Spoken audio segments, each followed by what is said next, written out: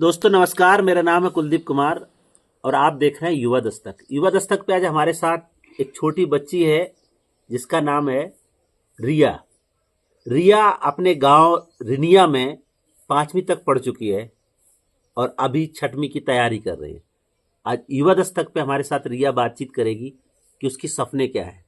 रिया जिस स्कूल में पढ़ती थी उसने एक बहुत बड़ा काम किया है, इसलिए आज युवा दस्तक पे हम रिया की कहानी आपको दिखा रहे हैं और रिया के अनुभव आपके साथ साझा कर रहे हैं।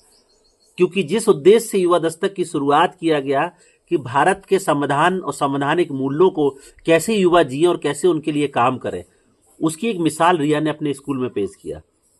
रिया अपने स्कूल में जहाँ मिड डे मील का खाना बनता है वहाँ उसको अपमानित सा किया गया। बोला गया कि अरे तुम दलित हो, हम तुम्हारे लिए थोड़ी ये सब करते हैं। रिया ने उसकी शिकायत अपनी मम्मी से किया क्योंकि रिया की मम्मी स्कूल मैनेजमेंट कमेटी की अध्यक्ष थी। फिर क्या था, शिकायत करी गई और उस रसोइया को बदलवाया गया। ये काम इस नन्ही सी उम्र में रिया ने करके दिखाया। आज वो तमाम युवाओं के लिए प्रेरणा स्रोत बन रही है। बड़े सपने के साथ 6वीं कक्षा के आगे पढ़ने की तैयारी कर रही है। आज युवा दस्तक पे हमारे साथ है। रिया, आपका स्वागत है। अपना परिचय बताओ। मेरा नाम रिया भारती है और मैं ग्राम रिनिया की रहने वाली हूँ। मेरे माँ का नाम है श्रीमती सरला देवी और मेरे पिता का नाम है श्री माता प्रसाद जी, तो रिया आप कितनी पढ़ाई कर चुके हो और अभी क्या आप पढ़ने वाले हो? मैं 5th तक पढ़ चुकी हूँ और 6 की तैयारी कर रही हूँ कहाँ पर पढ़ना है। तो रिया, आप जिस कॉलेज में पढ़ते थे, अभी जो घटना हमको पता चला, क्या मामला था पूरा? वो जब हम वहाँ पर खाना खाने गए तो कि वहाँ की आंटी बोली कि तुम्हारे खाने का क्या हमने ठेका ले रखा है। तो बोली वो बात मुझे थोड़ी सी बुरी लग गई। तो मैंने अपनी माँ से आके बोल दिया वहाँ पर।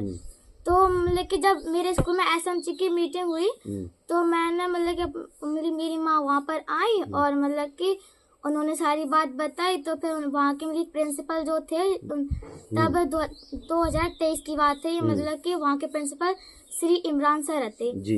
तो उनसे मेरी माँ ने बात की तो कि उन्होंने सीधा उन आंटी को निकलवा दिया और उनकी जगह दूसरी आंटी आ गई। अभी वो नहीं करते हैं भेदभाव?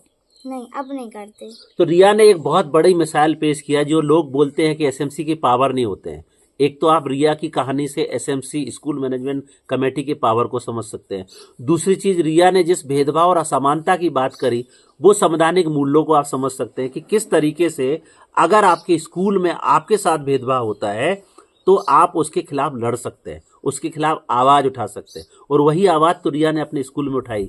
रिया के साथ जब स्कूल में उसकी टीचर रसोइया ने ये बात बोली कि आप दलित हो, आपके साथ ऐसा नहीं कर सकते, उस फीलिंग्स को, क्योंकि रिया ने इसको लेकर के आगे आवाज उठाई, घर में अपनी मम्मी को बताई और वो मम्मी ने जाकर के स्कूल मैनेजमेंट कमेटी, जो स्कूल प्रबंधन समिति होती है एसएमसी, उसमें जाकर के ये बात रखी। टीचर ने उस रसोइया को निकाला गया। निश्चित तौर से ये तमाम उन बच्चों के भेदभाव को खत्म करने का काम रिया ने किया, एक छोटी सी पहल करके। रिया, जब आपने ये बात करी तो आपको कैसा लगा? जब हमने ये बात कही तब हमें बहुत अच्छा लगा, अपने आप पे बहुत गर्व हुआ हमें जी। तो आपको ये गर्व हो रहा है, आपने कैसे प्रेरणा मिलती है आपको? इतना सब सीख कहाँ से आता है, ज्ञान कहाँ से मिलता है? ये हमें बाबा साहब ने दी और कुछ हमारी माँ ने भी दी हमें जी। तो बाबा साहब की आप बात कर रहे हैं, निश्चित तौर से बहुत बड़ी बात है इस उम्र में बाबा साहब को समझना। तमाम लोग आपको बाबा साहब जय भीम की बातें करते हुए मिल जाएंगे, लेकिन रिया की बात मैं इसलिए कर रहा हूं क्योंकि रिया ने न केवल बाबा साहब को जाना बल्कि बाबा साहब के दिए संवैधानिक अधिकारों को अपनी 5वीं की कक्षा तक की पढ़ाई में इस्तेमाल करके दिखाया। बाबा साहब के बारे में क्या जानते हो रिया? बाबा साहब के बारे में ज्यादा कुछ तो नहीं जानते, पर ये इतना जरूर जानते हैं कि उन्होंने हमें पढ़ने का अधिकार दिया। जी, बाबा साहब ने पढ़ने का अधिकार दिया, वो बात रिया बता रही है। निश्चित तौर से उसी अधिकार को पढ़ते हुए वो आज 5वीं तक पास कर लिया है। रिया, आपके जैसी और भी लड़कियां हैं, वो ऐसा बोल पाती हैं क्या? वो तो ऐसा नहीं बोल पाती क्योंकि उनको डर लगता है कहीं कुछ हो ना जाए। क्या डर हो जाता है, क्या हो जाएगा? उन्हें ये डर लगता है कहीं ये लोग कि हमें कुछ कर ना दें, कुछ उल्टा सीधा ना कह दें और कि कहीं हमें गांव से बाहर ना निकाल दें। इतना डर है। तो रिया जो बता रही है सच्चाई है, समझ सकते हो आप। गांव में रहने वाले लड़कियां, खासतौर से दलित समुदाय से आने वाले, ये छोटी सी बच्ची है जो इतना संघर्ष कर रही है। तमाम लड़कियां जो उसकी सहेली वो बता रही हैं कि डर है कि कहीं उसको गांव से न निकाल दिया जाए।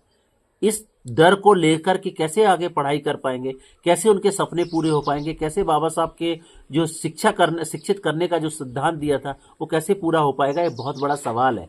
और ये शिक्षा व्यवस्था पर सवाल है। जो लोग बोलते हैं कि स्कूल में छुआछूत नहीं होता, भेदभाव नहीं होता, रिया ने अपने स्कूल में उसको महसूस किया, इसी रिनिया गांव में महसूस किया और उसको लेकर के उसने आवाज़ उठाई और उस पहल को जीता भी। तो ये जब आप ये बात करते हो तो आपको कभी इस तरीके की चुनौती मिलती है, कोई धमकी देता है कि ये लड़की बहुत बकबक करती है, बहुत आवाज़ उठाती है?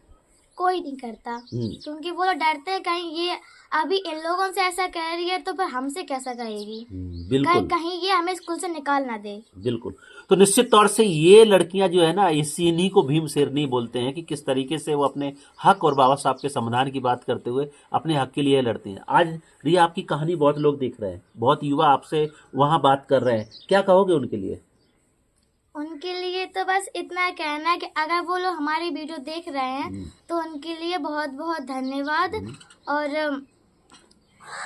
जय भीम नवोदय। जय भीम नवोदय। बिल्कुल, मेरी शुभकामनाएं हैं रिया, आप पढ़ाई करें और अपने सपने को पूरा करें। इसी तरीके से आने वाली जिंदगी में भी आप बाबा साहब और संवैधानिक मूल्यों को लोगों तक पहुंचाने का काम करें। युवा दस्तक की बहुत शुभकामनाएं रिया के साथ है। युवा दस्तक ऐसे ही युवाओं की आवाज को बनता है, खास तौर से इस देश के वो युवा जो संवैधानिक मूल्यों को जीते हैं अपने हक के लिए, अपने सम्मान के लिए।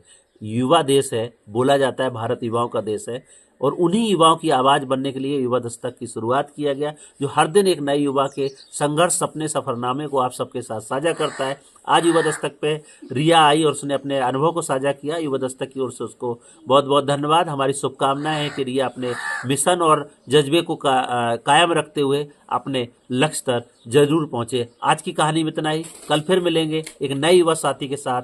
तब तक के लिए नमस्कार, जय भीम, जय संविधान। देखते रहें युवा दस्तक।